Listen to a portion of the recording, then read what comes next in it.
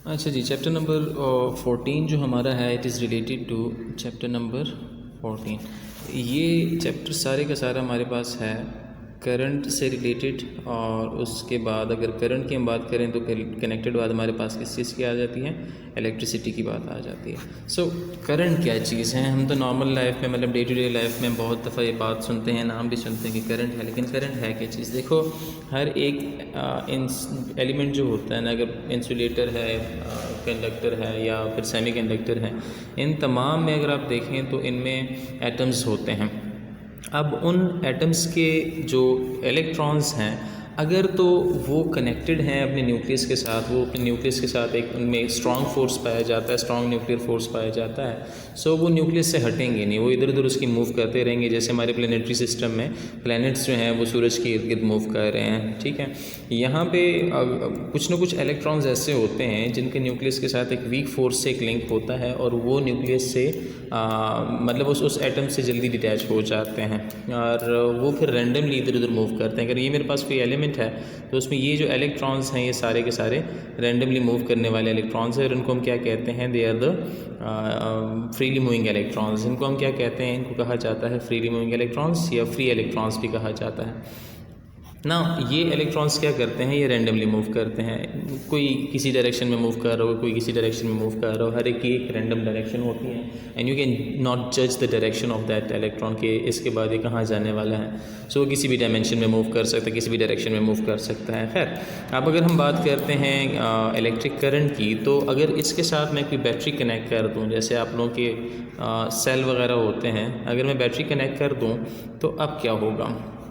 जब मैं एक बैटरी कनेक्ट करता हूँ तो इन इलेक्ट्रॉन को एक डायरेक्शन मिल जाती है। याद रखें, जो पॉजिटिव टर्मिनल है इसको मैंने बड़े लेंथ से रिप्रेजेंट किया है, जो नेगेटिव टर्मिनल इसको छोटे टर्मिनल को नेगेटिव से मतलब रिप्रेजेंट किया जाता है। खैर, ये हमारे पास नेगेटिव टर्मिनल है, ये पॉजिटिव टर्मिनल है। जब मैं इसको कनेक्ट करता हूँ तो मेरे पास इस कंडक्टर के अंदर, अगर ये कंडक्टर है तो इसके अंदर एक पोटेंशियल डिफरेंस जनरेट हो जाता है, एक हायर लेवल बन जाता है पोटेंशियल का और एक लोअर बन जाता है। सो नेचर की एक क्वालिटी है कि it flows from the region of higher concentration to the region of lower concentration. और मैं बहुत एग्जांपल आपको पहले भी दे चुका हूँ। जस्ट एक सिंपल सी बात करने के, पानी जो है ये नेचर में हमें दिखता है, ये नेचर को फॉलो करता है, and it flows from the region of higher concentration to the region of lower concentration. North से पानी आता है और वो साउथ में जाके दरियाओं का गिर जाता है। इसी तरह से अगर आप किसी भी एलिमेंट की बात कर लें, हीट की बात कर लें, so it flows from the region of higher concentration to the region of lower concentration. खैर, यहाँ पे भी हायर कंसंट्रेशन को हम पॉजिटिव मानते हैं, नेगेटिव ये मानते हैं। तो इसमें जितने भी इलेक्ट्रॉन्स होते हैं उनको एक तो पोटेंशियल डिफरेंस बन जाता है। पोटेंशियल डिफरेंस क्या चीज़ है, इस पे आगे हम बात करेंगे। लेकिन हायर लोअर के बीच में क्या होता है कि इलेक्ट्रॉन्स जो हैं इनको इस तरफ मूव कर जाना चाहिए, इन सारों के एक डायरेक्शन मिल जाती है, एक सेम डायरेक्शन में सारे के सारे फ्लो होना शुरू हो जाते हैं। और जब ये एक सेम डायरेक्शन में फ्लो होते हैं, ठीक है, विद रिस्पेक्ट टू टाइम, तो इसको हम कहते हैं कि क्या चीज़ है? ये करंट है। करंट क्या होता है? पहले तो चार्जेस की बात कर लें, तो इन तमाम चार्जेस का जो सम निकलेगा, जो एक नेट निकलता है, उसको हम कैपिटल क्यू कहते हैं, ठीक है। इंडिविजुअल चार्जेस को हम स्मॉल क्यू से अक्सर रिप्रेजेंट करते हैं, Q1 Q2 Q3, इनका जो नेट इफेक्ट है वो कैपिटल क्यू होता है। खैर, लेकिन चार्जेस जब टाइम के हिसाब से फ्लो करते हैं, the time rate of flow of charges, तो इसको हम क्या कहते हैं? इसको करंट कहा जाता है, और करंट को कैपिटल आई से रिप्रेजेंट किया जाता है। इसकी यूनिट की बात करें तो यहाँ से अगर आप इसकी यूनिट बनाते हैं, इसका बनता है, चार्ज का जो होता है वो कूलम होता है, कैपिटल C से रिप्रेजेंट होता है, और टाइम का सेकंड है, स्मॉल s से रिप्रेजेंट होता है। लेकिन हम ये यूनिट बहुत कम यूज़ करते हैं। सेकंड, कूलम पर सेकंड लिखा जाता है, कुछ ऐसे लिख देते हैं, लेकिन इसका अपना यूनिट क्या है? ये एम्पेयर है, ठीक है। कैपिटल A से रिप्रेजेंट हो जाता है। और हम नॉर्मली जो डेली लाइफ पे जो हम करंट की बात करते हैं, तो करंट जो होते हैं वो लोअर लेवल के होते हैं, माइनर करंट्स होते हैं, जैसे कह सकते हैं कि मिलियन माइक्रो एम्पेयर के करंट होते हैं। सो ये जो करंट है इसको हम A से रिप्रेजेंट करते हैं। सो करंट की डेफिनेशन क्या हुई? It is basically the time rate of flow of electric charges, ठीक है। इलेक्ट्रिक चार्जेस का फ्लो होता है किसी भी क्रॉस सेक्शनल एरिया से, किसी भी कंडक्टर के क्रॉस सेक्शनल एरिया से। कोई कंडक्टर हो, उसमें उसके क्रॉस सेक्शनल एरिया में से 1 सेकंड में कितना चार्ज गुजर रहा है उसको हम कहते हैं क्या चीज़, इनकी रेशो को हम कहते हैं क्या है, करंट है। किन चीज़ की रेशोज़ को, जो चार्ज है और टाइम, इन दोनों की रेशोज़ को कहा जाता है current. So this is the introduction of current. Remember, freely moving electrons जहाँ पे ज़्यादा होंगे वो कंडक्टर होगा, जहाँ पे फ्रीली मूविंग इलेक्ट्रॉन्स की जो तादाद है वो ना होने के बराबर हो या बहुत कम हो तो वो इंसुलेटर होते हैं। और इंसुलेटर को इंसुलेटर इसी वजह से कहा जाता है, नॉन कंडक्टर इसी वजह से कहा जाता है क्योंकि ये चार्जेस एक्सटर्नल एनर्जी को कैरी करके आगे लेके आएंगे ना। लेकिन अगर आपके पास चार्जेस ही नहीं है तो एक्सटर्नल एनर्जी को कौन लेके आएगा, यहाँ से जो एनर्जी मिल रही है उसको कौन लेके आएगा। जब रिसीवर्स ही नहीं होंगे, जब चार्ज कैरियर्स ही नहीं होंगे या मिनिमम अमाउंट में होंगे तो सिर्फ हल्का सा मतलब एक इम्पैक्ट जनरेट कर सकते हैं, लेकिन वो इतना होता है कि वो इग्नोरेबल होता है, we can neglect that effect.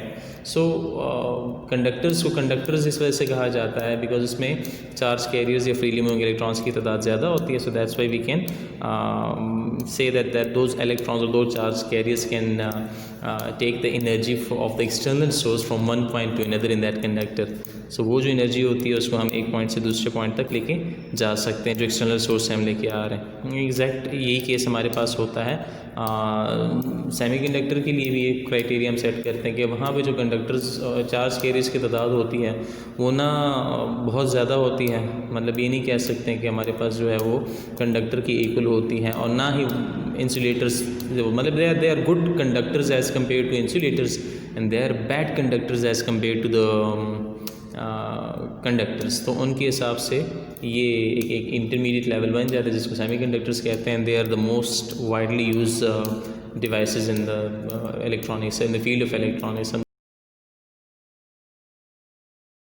आगे हमारे पास जो है वो बैटरी की बात की गई है पेज 92 पे आप लोगों की बुक में। अगर आप देखें तो कहते हैं बैटरी जो है ये हमारे पास एक सोर्स ऑफ करंट हो सकता है। ठीक है, अगर आप बैटरी की बात करते हो तो बैटरी क्या है, हमारे पास क्या है, ये एक सोर्स ऑफ करंट है। और इसमें होता क्या है असल में, जब आप बैटरी की बात करते हो ना तो बैटरी के अंदर केमिकल्स होते हैं, ठीक है, और उस केमिकल रिएक्शन की वजह से ही आपके पास वो बैटरी है जो काम करती है। कैसे, उसमें जो केमिकल रिएक्शन होते हैं उसकी वजह से जो पॉजिटिव और नेगेटिव चार्जेस होते हैं स्प्लिट अप हो जाते हैं, अपने रिस्पेक्टिव टर्मिनल्स पे चले जाते हैं, एक अलग अलग एंड्स पे चले जाते हैं बैटरी के।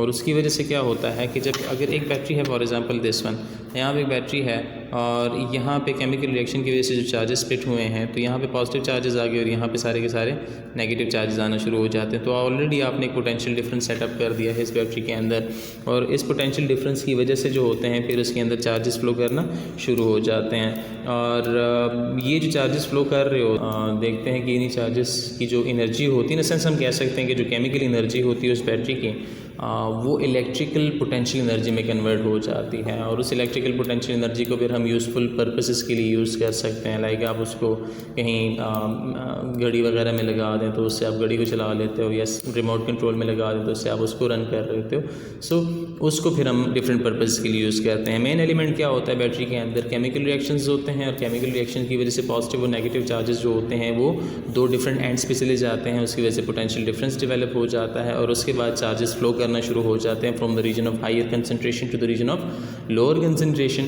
और इस तरह से क्या होता है कि जो केमिकल एनर्जी होती है सेल की, it is been converted into the electrical potential energy, और वो इलेक्ट्रिकल पोटेंशियल एनर्जी फिर आप यूज़ कर रहे होते हो डिफरेंट पर्पसेस के लिए।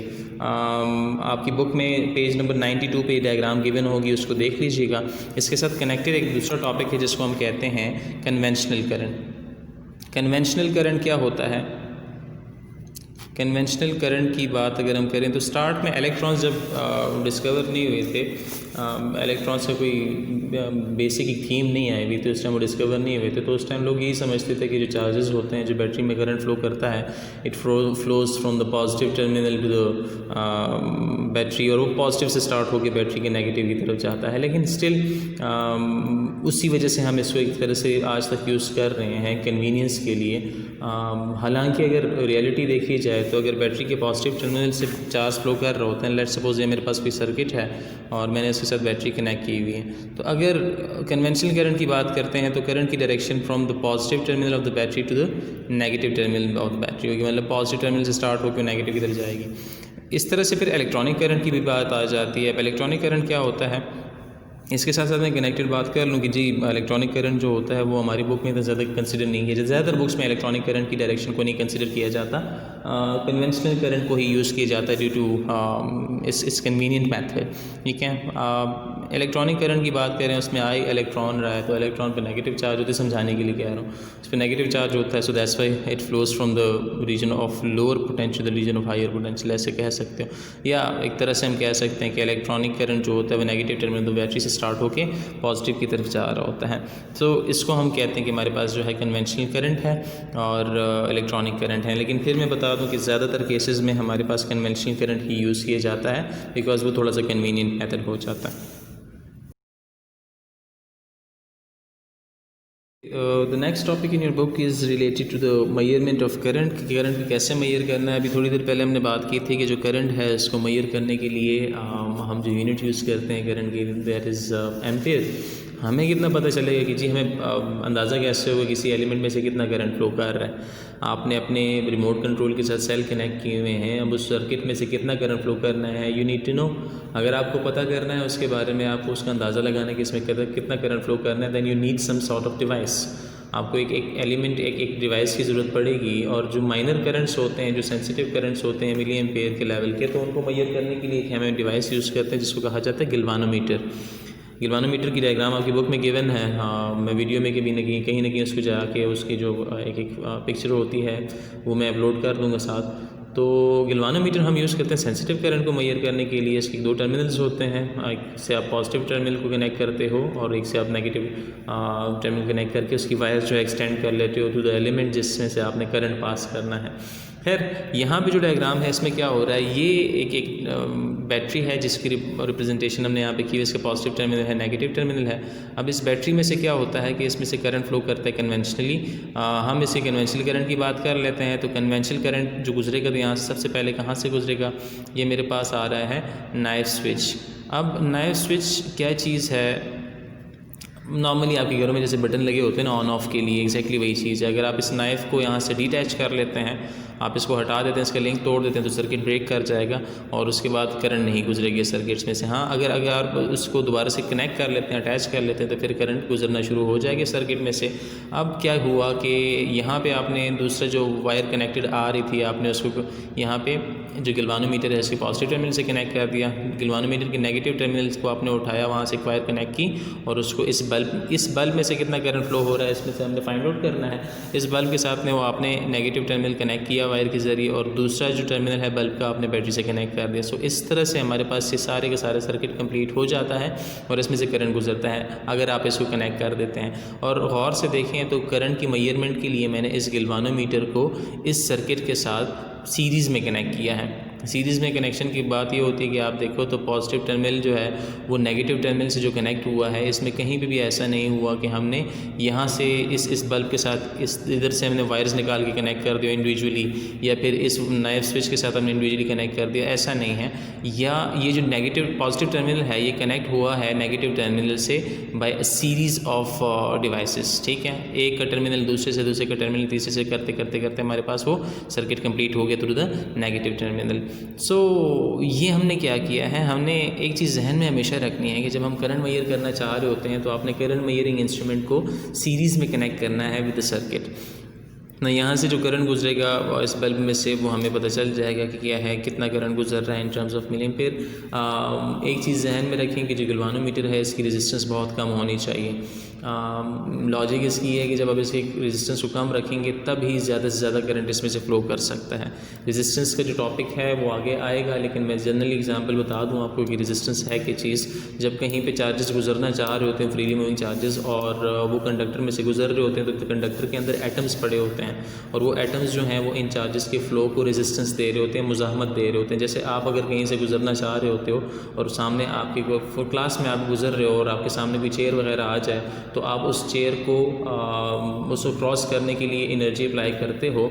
एनर्जी अप्लाई करने के बाद क्या होता है, लेकिन वो अलग बात, जो मेन लॉजिक है वो ये है कि उस चेयर ने आपकी मूवमेंट को, आपके फ़्लो को एक तरह से एक रेजिस्टेंस दी है, मुज़ाहमत दी है, एक ऑब्स्टिकल आपके सामने आया है। सो रेजिस्टेंस क्या है, ये हमारे पास क्या चीज़ है, ये होती है opposition provided to the flow of current, flow of charges. और ये अपोजिशन कौन प्रोवाइड करता है, ये हमें एटम्स प्रोवाइड करते हैं उस कंडक्टर के। सो यहाँ पे हमारे पास गैल्वानोमीटर की जो रेजिस्टेंस है उसको बहुत कम होना चाहिए, और कम रेजिस्टेंस होगी तो ज़्यादा से ज़्यादा करंट इस सर्किट में से फ़्लो करेगा, और उस एलिमेंट में से ज़्यादा से ज़्यादा करंट फ्लो करेगी जिसके हमने करंट की वैल्यू जो है वो मेजर करनी कि इसमें से कितना करंट गुजरना चाहिए या कितना करंट गुजर रहा है। गैल्वानोमीटर को हम एक और डिवाइस में कन्वर्ट कर सकते हैं जो कि करंट मेजरिंग इंस्ट्रूमेंट ही है, लेकिन उसकी जो रेंज है वो बढ़ जाती है, मतलब हायर करंट्स को मेजर कर सकते हो उससे, और उसको हम एम मीटर कहते हैं। लेकिन उसके लिए आपको कुछ मॉडिफिकेशंस करनी पड़ती हैं, और वो मॉडिफिकेशन क्या होती हैं कि आप उसकी जो रेजिस्टेंस है उसके साथ आप एक शंट रेजिस्टेंस कनेक्ट कर देते हो, ठीक है। और वो एक अलग टॉपिक है, वो एक फर्स्ट ईयर सेकेंड ईयर में कहीं पे टॉपिक आता है, लेकिन through some modification, specific modification we can convert galvanometer into an ammeter. Ammeter क्या चीज़ है, एक ऐसा करंट मेजरिंग इंस्ट्रूमेंट है, एक ऐसी करंट मेजरिंग डिवाइस है जो कि गैल्वानोमीटर की रेंज से ऊपर की जो रेंज होते हैं करंट के, उसको मेजर करने के लिए यूज़ की जाती है। लाइक 1 एम्पेयर से स्टार्ट करके 10 एम्पेयर जो है उस तक की जो करंट होते हैं, उस रेंज में जो करंट होते हैं उसको मेजर करने के लिए हम एम मीटर यूज़ कर सकते हैं। अगेन गैल्वानोमीटर को एम मीटर में कन्वर्ट किया जा सकता है, लेकिन उसमें आपको कुछ चेंजेस करनी पड़ती हैं, कुछ मॉडिफिकेशंस करनी पड़ती हैं।